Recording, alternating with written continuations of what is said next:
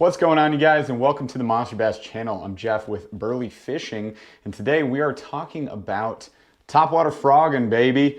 So we're talking about frog baits. If you guys picked up the August Topwater box from us here at Monster Bass, looks a little something like this. Maybe you got the national box, a little more green than this, that's fine too. Then you probably received a whole heck ton of awesome topwater baits, some of which included these frogs, right? There's a few variation of frogs that we included in the box this month. You might have got the Booyah Toad Runner, you might have got the Hendrix frog, you might have got that fat bastard flaming frog. That thing is freaking crazy.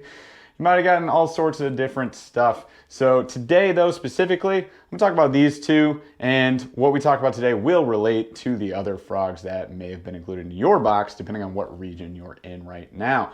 So you're gonna wanna stay tuned for that. We're talking setup, we're talking line, we're talking where to fish it, we're talking how to get bass to munch on these things, because it's one of the most amazing moments in your life that you can have. Stay tuned for that. If this is your first time dropping by the channel, though, be sure to subscribe to the Monster Bass channel and go check out my channel as well, Burly Fishing. We do all sorts of unboxings, as well as talk about all sorts of different baits like these and go fish them on the water. So do all sorts of on the water and gear reviews. So go subscribe, smash the like on this video. Be sure to hit that notification bell so you can see when we post more videos. So in this month's Topwater box, we included several different types of frogs. I'll talk about two specifically today. One that I don't have in my hands right now that is another common frog to be fished is a poppin' frog. So the only difference is these two are gonna have this tapered nose. So these are more of a walking style bait. And a poppin' frog is gonna have a big old scoop right in the front of its mouth. It's gonna be spitting water. If you ever fish topwater poppers, same thing, but it's a hollow body bait with that double hook in the back, right? So a little bit different. These two baits, we've got a walking frog right here with the Hendrix frog, and then we've got a boot tail, little prop style bait with the Booyah Toad Runner. Good for different conditions. I'm gonna show you both on the water because we caught fish on both of these and had a good heckin' day. And you guys can too, as long as you fish them in the right spots. Let's talk about setup first. So the setup you throw these things on is extremely important. I believe you guys are gonna be missing a lot of fish that blow up on your frog if you are not running the right gear. So for that double hook in the back, which is a pretty stout hook, it's heavy gauge, you're gonna want a nice strong rod. So what I like to throw mine on, this is actually a Dobyns Fury. Got a little square bill on there right now, but it's a Dobyns Fury. This is the Magnum Heavy. This is maybe the overkill rod. This is the Magnum Heavy. You can get a heavy rod, but a heavy stick is kind of where you want to go with this. This one's a 7.3. It just allows me to cast much, much further. But this thing's a gosh dang broomstick. And that broomstick is going to allow me a better connection with the bass's face so I can rip it, right off once it blows up on that frog. You're gonna wanna also pair that with a strong reel as far as like a good heavy drag. On that particular rod, I've got it paired up with an Abu Garcia Revo SX. It's just something that has a much heavier drag setting. I think that one's rated for 30 pounds. So it can handle, gosh darn, anything you can encounter on the water. And then we're gonna line that or spool that up with some braid, right? Highly recommend braid when you guys are frogging. Braid has no stretch. So that means if a bass hits that frog, I give it a good, 1 second pause here, maybe say set the hook in my mind. We'll talk about that in a second. But I give it a little pause and then I can just jack that jaw. That braid is gonna pull that hook directly into that fish's mouth without a split second lost. You're gonna lose a lot less fish that way. Depending on where you're fishing, if it's much heavier brush, if you got logs, laydowns, all sorts of crazy stuff that you could get hung up on, or just like heavier pads and grass, you're gonna wanna go to the heavier end of the braid line. So you're gonna go like 40, 50, 65 pounds maybe. I fish 30 pounds where I'm at because there's nothing really like that. I haven't lost a frog yet, but definitely braid, heavier drag reel. Bait casting setup, of course, is the way to go. You could catch it on a spinning reel. I'm just saying don't, just do bait caster. And then a super heavy rod, any brand you want out there. I like a longer one so that you can cast it much further. You can pitch this thing up under trees. You can, go straight across a giant pad, section of lily pads. You can do all sorts of crazy stuff with it. So highly recommend that for your setup. Now, where you fish this and how you fish this is equally as important. So where you guys are gonna wanna throw a frog, you'll notice we've got a weedless setup, right? So this is the bottom of the frog. This is not getting hung up on anything based on the line tie situation, which is also flexible, by the way. It allows you to get around some of the heavier stuff you can hook up on.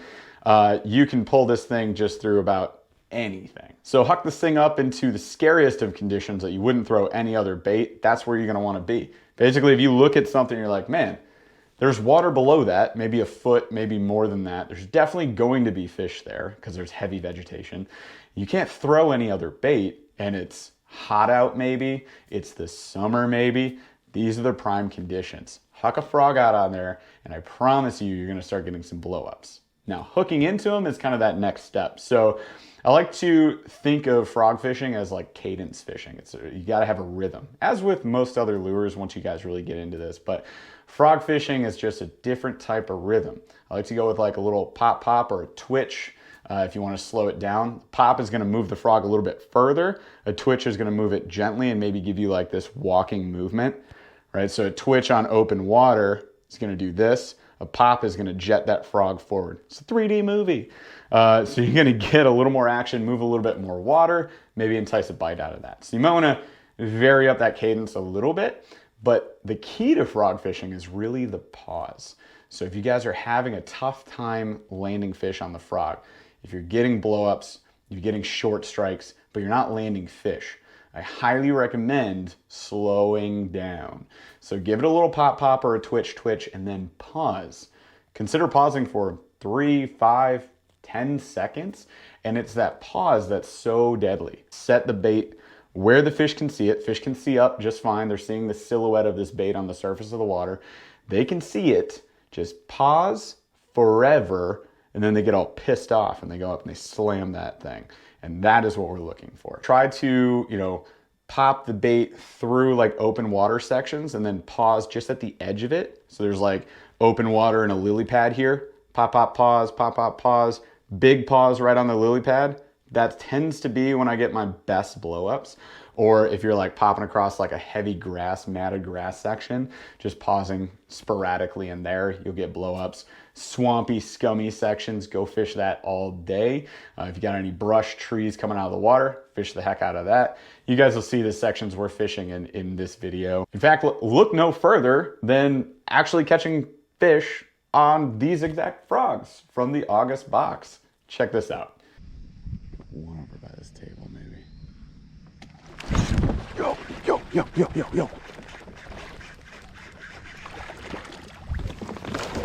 Got him, got him.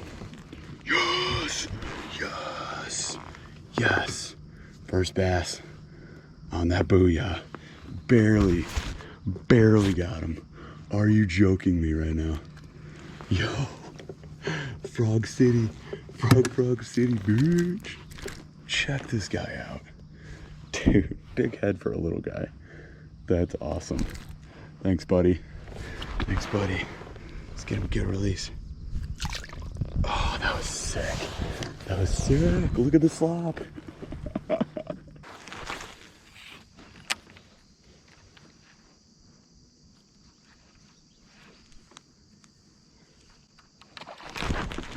Yep. Got him. In the boat. Done. Woo!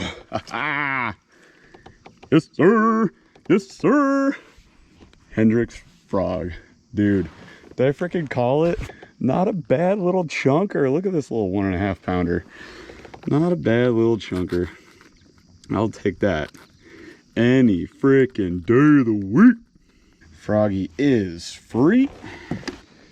All right, let's get a release on this beautiful bass. Oh.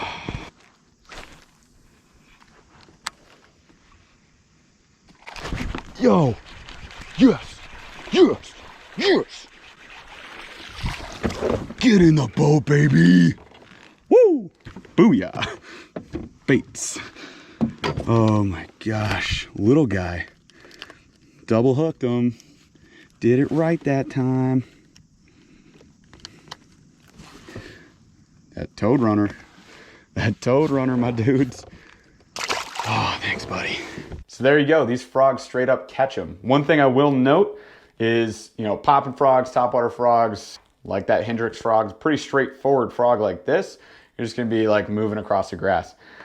Something like this, as you guys saw, that Booyah Toad Runner, this boot cuts through just about anything. So if you got some slop, this thing can do great because it's kicking a trail. It's like clearing that slop behind it, and it's definitely causing a disturbance that a bass will notice. So you're gonna wanna huck this out there as well. It's still weedless. This doesn't get caught up on anything. It's just fine.